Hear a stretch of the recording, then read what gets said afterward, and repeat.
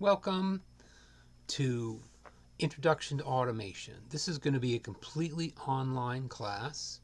I'm going to do a series of videos during the class, and the class is a lot about having you guys develop an understanding of terminology, having an understanding of why we manufacture, how we manufacture, and the key part is automation in manufacturing. So we're going to dive into an introduction to automation in manufacturing, and it's kind of an introduction to mechatronics, and it is a great beginning for anybody starting in the business world that's focusing on manufacturing, and also the world where you're going to be potentially taking up any kind of job in engineering, in maintenance, in any kind of support services. So we're going to dive into this. This is a new format for this course. We've reduced it to 1 credit because we've added on a 1 credit first year seminar class that you still need to take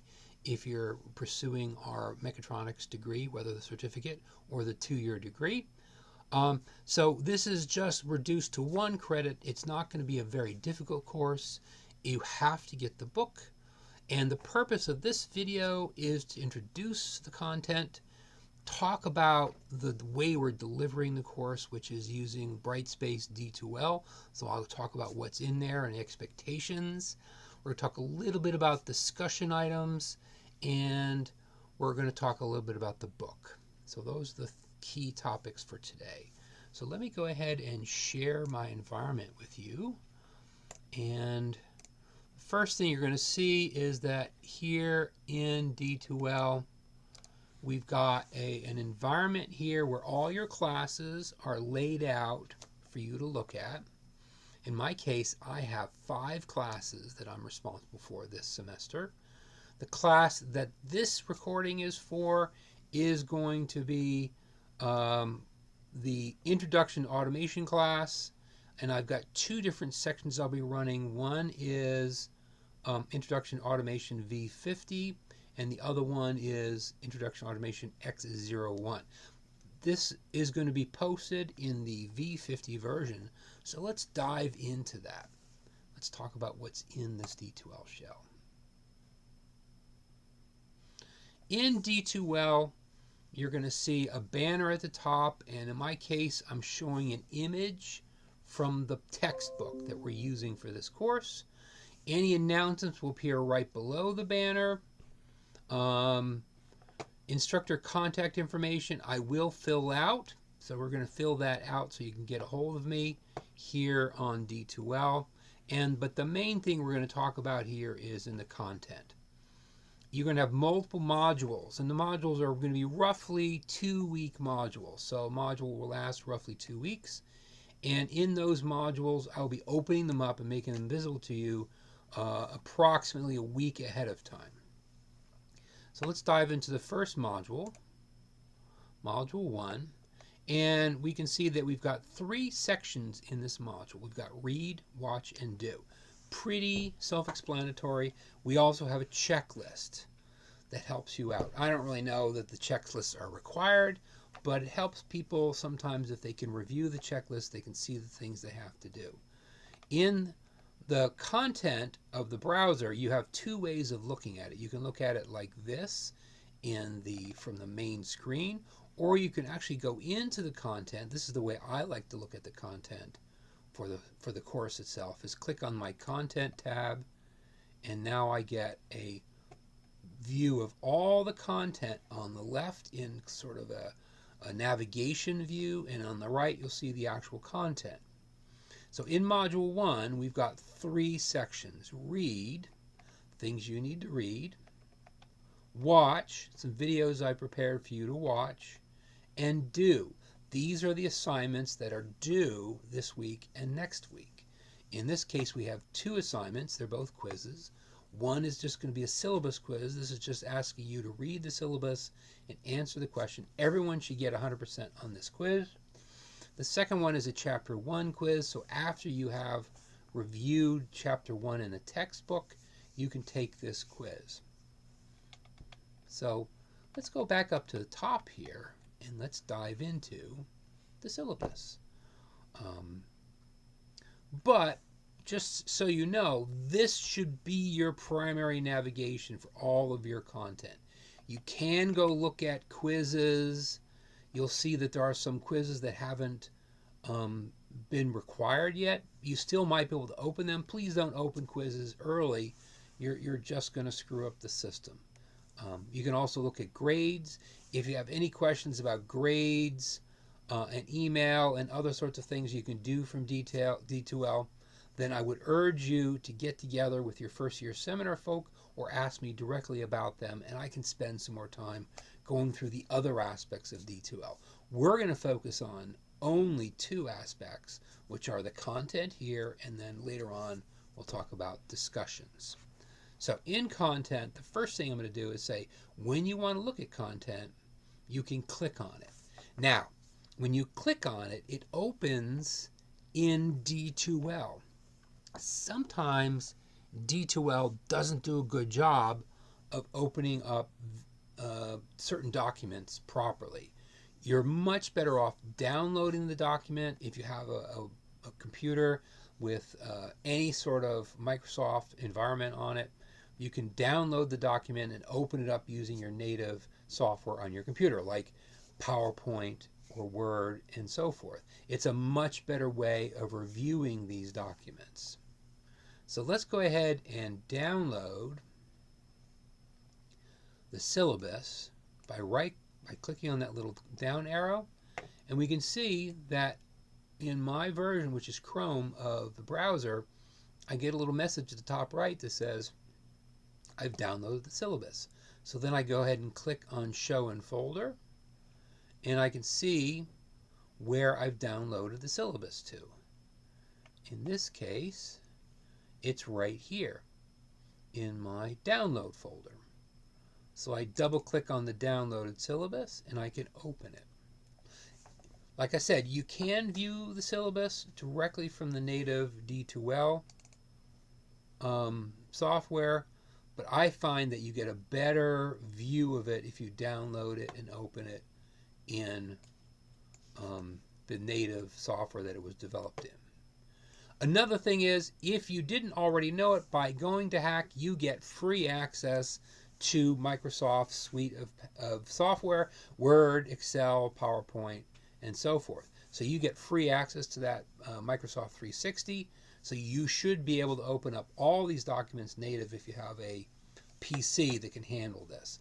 I urge everybody to use a Microsoft PC rather than Apple. We generally don't have as good a support with Apple products as we do with Microsoft. It'll still work. If you got one, don't throw it out. But if you're choosing a PC, choose something with a Microsoft operating system. So let's dive into the syllabus. First of all, let's blow this up. I'm going to go View, Zoom, and we're going to make this bigger so that you can see it more clearly on your screen. And at the top of the syllabus, let's just back up a second. The syllabus is the thing that's my general agreement with what I'm delivering to you in the classroom. It includes a lot of stuff that's required by the college in terms of boilerplate language that you need to read through and be aware of it. It also includes some really good hints on how to get support and help. So we're going to go through some of the generic stuff, some of the boilerplate, and then we're going to end up with how to get help. In the syllabus, you're going to see right at the top all the basic information about the course. You're going to see me, my name, the instructor, where I am, my office is, my office hours, and my phone number. This is my cell number. So you can text me if you like, but don't expect real-time response to texting, and please don't text or call me past 10 p.m. That would be something that I will not answer and I would not appreciate even a little bit. But I am giving you this class, my cell number, and I'm trusting that you won't abuse it. If you have any formal communication with me, make sure you use my email address here, rferges@hack.edu. And then you can see the name of the course. You'll see it's a 1 credit hour course, and you'll see that we're entirely virtual. I've got some notes in here. I'm not going to read all the notes to you. But I will mention the delayed closing schedule is meaningless in terms of online, since this is a virtual course. Don't worry about that. Catalog description is here, and let me focus on this line. The text is absolutely required. You must purchase this book. Frank Lamb's Industrial Automation Hands-On. It's a 2013 book. It's about 10 years old, but it's still of extremely high value. You, of course, can order it on Amazon, but I urge you to get it from the bookstore because you know you'll get it much more quickly that way. If you can't get it in time by the second week of class, contact me. We'll have to talk about it a little bit. In addition to the book, I will be providing you a lot of other information, presentations, videos, and other documents. In fact, in the end, I think my objective is to make the book obsolete so that at some point I'll be delivering all the content to you. You won't need the book. But for this year, we're definitely needing the book. So learning outcomes, you can read about it. Schedule of activities. This is where we lay out the entire plan for reading different chapters, PowerPoints go along with that chapters, and other material to go along with this course overall. It lays out what's happening in what weeks. And you can read through this on your own time. This is subject to change. Any one of these dates may change up depending on what happens in the real world. We might move things around a little bit. I might change some of the content, but I will always give you an update if I do, and hopefully a good reason. Quizzes are worth 60% of your score. We also have 15% discussion, and we will touch on discussion at the end of this little section, and the final is worth 25%. You can read a lot of the rest. I'm going to kind of skim through it here. You can read all that on your own in the syllabus. What I will then is go right to the end and touch on Learning Commons. If you can come in to the hub, the Learning Commons hub, and get a support. This is the library, tutoring, and so forth. And you really want to be able to take advantage of this. Learning Commons is an excellent place to get assistance. If you're having trouble with the material, trouble with the book, any number of things, you can come down and get some assistance. Mental health counseling, I'll just mention we've got those services available if you need it. Don't wait until it's a big problem. Get some help a little bit early. Diversity, inclusion, and student choice, very important to us. Please read through this. I expect all students to be as respectful to me and to fellow students as I am to them.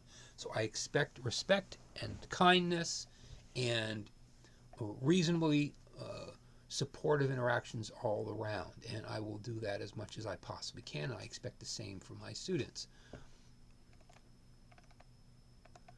Also, if you have any kind of reasons that you might feel like you need some additional assistance, please read through this next section. We've got a lot of different services available, and go ahead and reach out to the appropriate people on this final list. In the Gettysburg campus, that person is Erin Rose. She's the Student Access Service Support Person. So I urge you to check out with her. So that's as much time as I'm going to spend on the syllabus. I expect you to read it in entirety. I'm not going to read it to you. I'm going to urge that you review it, and then if I have any changes, I'll update it. So let's go look at the last section I'm going to talk about, and that's going to be the discussion. This is a completely online course. That means we're not interacting a whole lot with each other, naturally speaking. So, in the wisdom of all online course designers, we have created a discussions page, and it's going to be part of your grade. So, if you go under discussions, and I'm going to make sure I've added those to the checklist too, you'll see that I've got couple different discussions already set up. Number one, I've got general questions. So underneath FAQ topic, I've got general questions. Anybody has any questions for me or for other fellow students, or just in general about the hack or the overall student experience, you can put your general questions here, and I will check this at least once a week and respond to your general questions. However, in addition to that, I've got to have a discussion about the textbook content and actually about any of my material content. So I probably need to edit that to material content discussion. And every module, that is at least every 2 weeks and sometimes every week, I'm going to post a discussion item. It's going to be graded. And the first discussion item, the topic is introductions. I want you to introduce yourself. No, I don't want you to record yourself. You can keep it really terse. You can keep it bullet points, but be polite and read through this stuff about this being 15% of your grade. But the first discussion item is just a simple introduction. What your name is, in other words, how do you want to be called? Not necessarily your full legal name, but how you want to be called or responded to. Where you work or go to school, or if you haven't worked anywhere yet, where you previously went to school. And then number 3, what is your goal from this course? Are you going to finish up the mechatronics degree? And if you are, what do you want to get out of the mechatronics program? Do you want to become a maintenance tech? Do you want to move on to become an engineer? What is your goal in life? So that is the first discussion item. I'm going to start by adding a new thread, introducing myself very briefly, once I see a few other introductions, and then we'll all know a little bit more about each other. So go ahead and dive in there and go ahead and introduce yourself. So that, I think, is all I want to share in this introduction. So it's a very brief review of D2L, talking a little bit about the syllabus and talking about discussion items. So I urge you guys to please contact me if you have any questions or issues. We've reviewed the content that's visible to you so far in D2L, and go ahead and let me know if you have any problems at all. So thank you for joining Introduction to Automation. Welcome to Hack for some of you. It's a pleasure having you on board, and look forward to meeting many of you in the classroom for all of our hands-on courses as well. So thank you.